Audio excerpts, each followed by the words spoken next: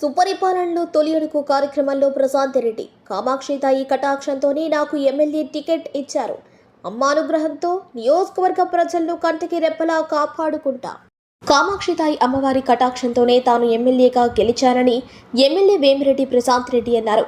ఈ మేరకు బుచ్చిరెడ్డిపాలెం మండలంలోని జొన్నవాడ గ్రామంలో జరిగిన సుపరిపాలన తొలి అడుగు ఇంటింటికి తెలుగుదేశం కార్యక్రమాన్ని నిర్వహించారు.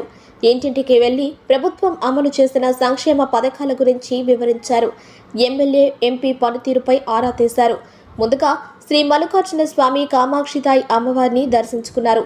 ఈ సందర్భంగా ఆమె మాట్లాడుతూ ముఖ్యమంత్రిగా చంద్రబాబు నాయుడు అధికారంలోకి వచ్చిన తర్వాత ఇచ్చిన ప్రతి హామీని నెరవేర్చే దిశగా అడుగులు వేస్తున్నారన్నారు. గ్రామాల్లో ఉన్న సమస్యలను పరిష్కరించే విధంగా ప్రతి ఎమ్మెల్యేని ఇంటింటికి పంపిస్తున్నారని చెప్పారు. రాష్ట్రంలో అస్తవ్యస్తంగా ఉన్న పాలనను గాడిలో పెట్టి ముందుకు వెళుతున్నామన్నారు. అధికారంలోకి రాగానే ల్యాండ్ యాక్ట్ రద్దు చేస్తామన్నారు.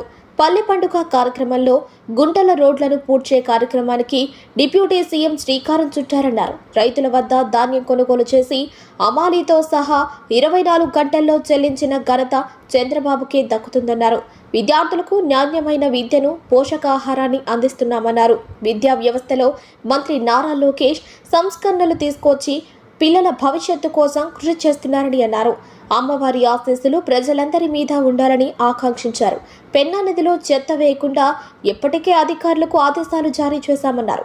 భక్తులకు ఎటువంటి ఇబ్బందులు లేకుండా చర్యలు తీసుకుంటామని తెలిపారు. నమస్కారం. ఈరోజు సుపరిపాలనలో తొలి అడుగు అనే మహాయజ్ఞమైన కార్యక్రమం తలపెట్టిన మన ముఖ్యమంత్రి గారికి మొదటిగా ధన్యవాదాలు తెలుపుకోవాలి. మనమందరం ఈరోజు ఇలా ప్రతి గడప గడపకి తిరిగి ప్రజల సమస్యలు తెలుసుకొని ప్రతి ఊర్లో ఏం సమస్యలు ఉన్నాయో తెలుసుకోవడానికి మమ్మల్ని మీ దగ్గరికి పంపించారు.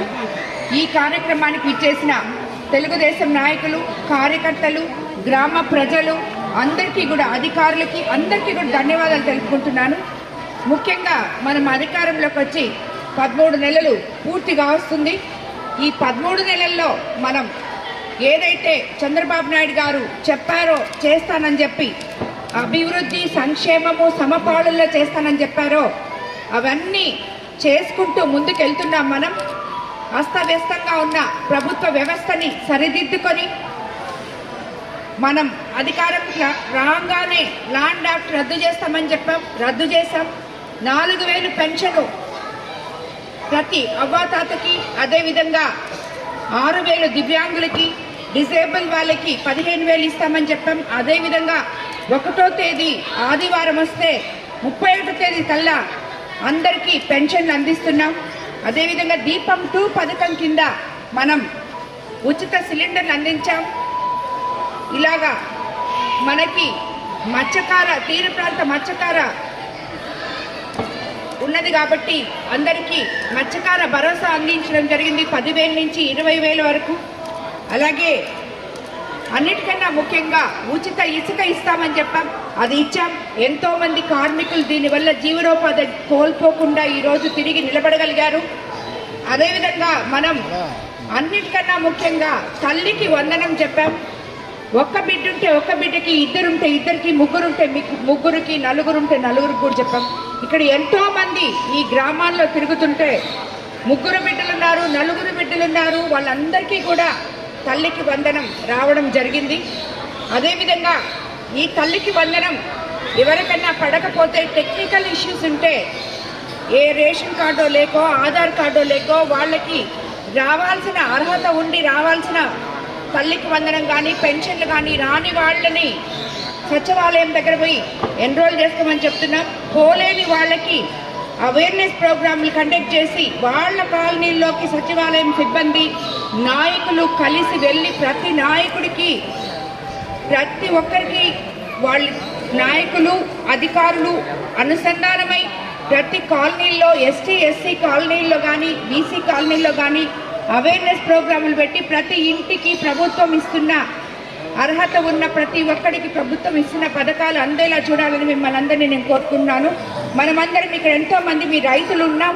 అన్నిటికన్నా ముఖ్యంగా తొలి పంటే మనకి మొత్తం గవర్నమెంట్ కొలుచుకొని 24 గంటల లోపల అమ్మాలీలతో సహా మనకి అకౌంట్లో డబ్బులు పడినా వేసిన మొట్టమొదటి ప్రభుత్వం ఇది.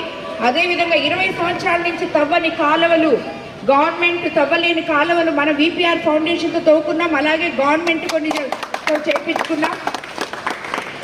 ఇంకొకటి, ఈ తల్లికి వందనం ఇయ్యడమే కాకుండా ఆ పిల్లల భవిష్యత్తు దృష్టిలో పెట్టుకొని సర్వేపల్లి రాధాకృష్ణ కిట్స్ ఎంతో నాణ్యమైనవి అందించడం జరిగింది.